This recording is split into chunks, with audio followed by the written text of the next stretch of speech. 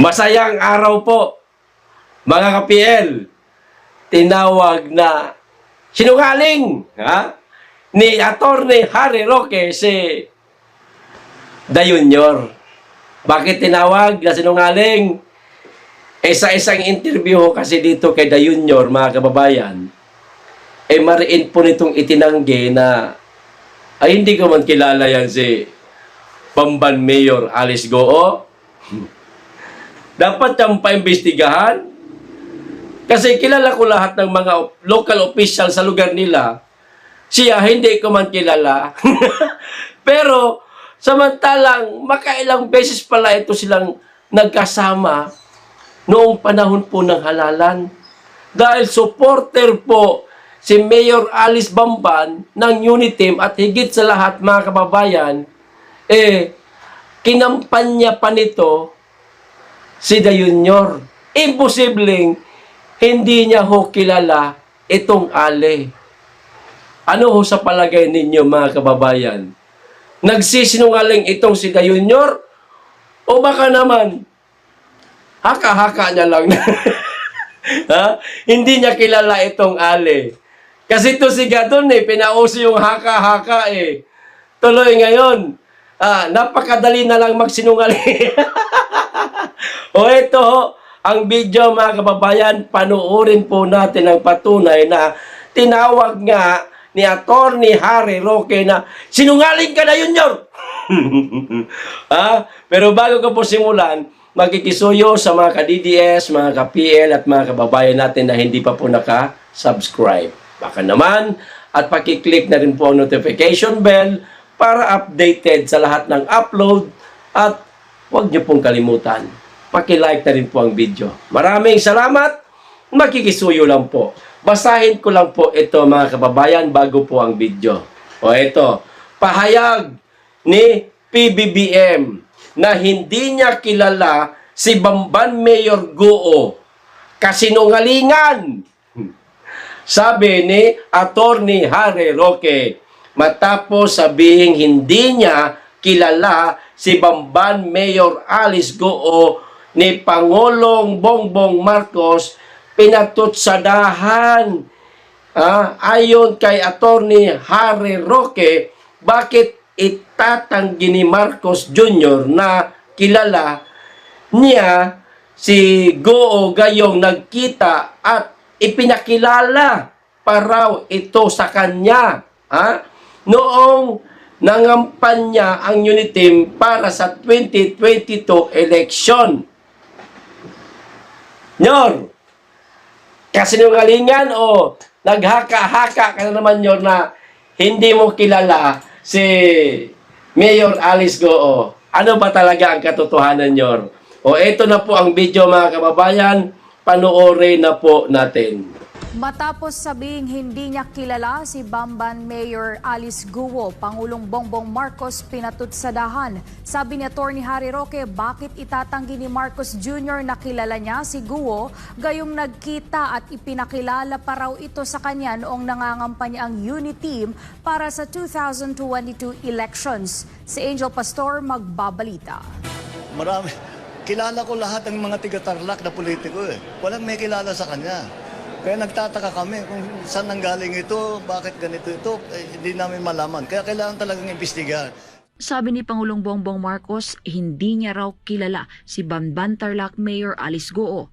Todo tanggi nga si Marcos Jr. nang matanong ito sa isang media interview sa Cagayan de Oro nitong Huwebes, 16 ng Mayo.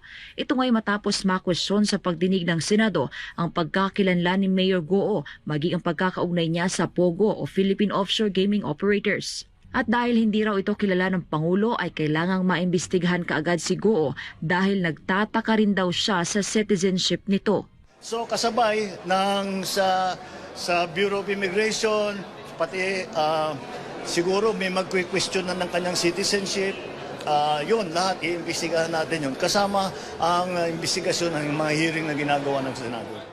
Pero sa gitna ng pagkakaila ni Pangulong Marcos na kilala niya si Mayor Goo ay nagpatutsada si dating presidential spokesperson Atty. Harry Roque at sinabing hindi totoo ang mga sinabi ni Marcos Jr. patungkol kay Goo. Sinungalingan po yan. Dahil ako, yung pagkakataon na nakita sila sa Bulacan, nandyan din po ako.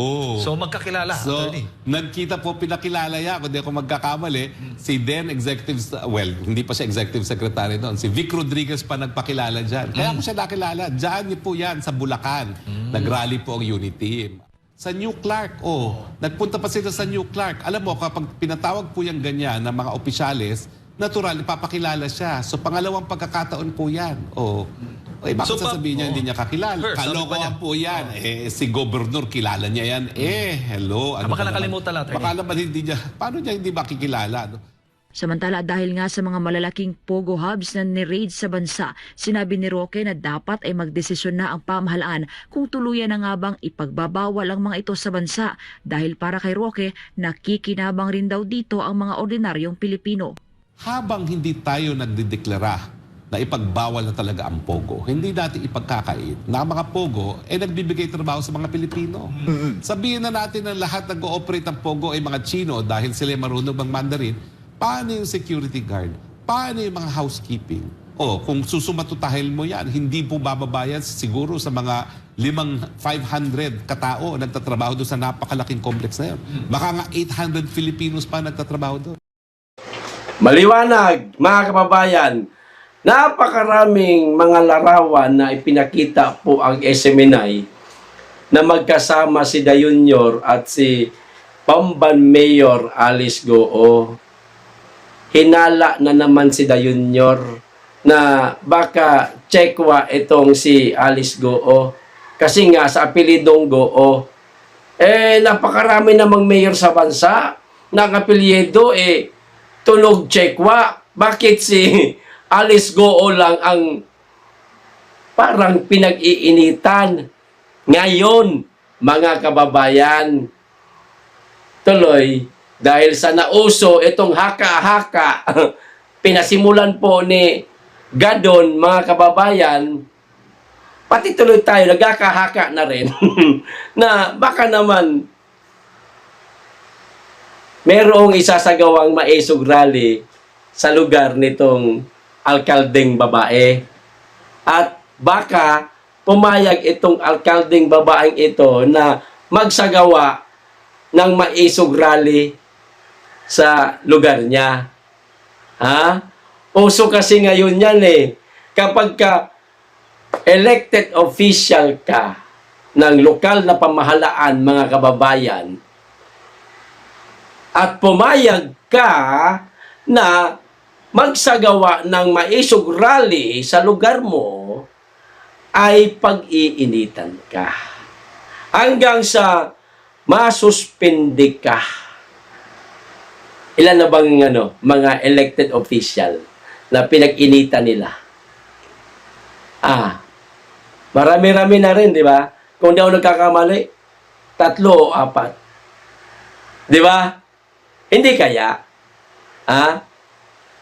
Baka lang. Hinala lang po natin yan. Haka-haka nga uso kasi haka-haka tatanungin ko naman po kayo, mga kababayan. Nagsisinungaling lang ba si Dayunyor o baka naghaka-haka siya na hindi ko ikilala yan? Naniwala naman itong si Dayunyor sa pauso ni Gado na haka-haka. Ganun talaga, mga kababayan. Pagkatapos gamitin sa politika ang isang politiko rin, manalo ka na, nanalo na siya, nanalo na siya. Nasa Palasyo Malacanang na siya, basta-basta na lang bibitawan, tatablahin, kasi tapos na napakinabangan na di ba?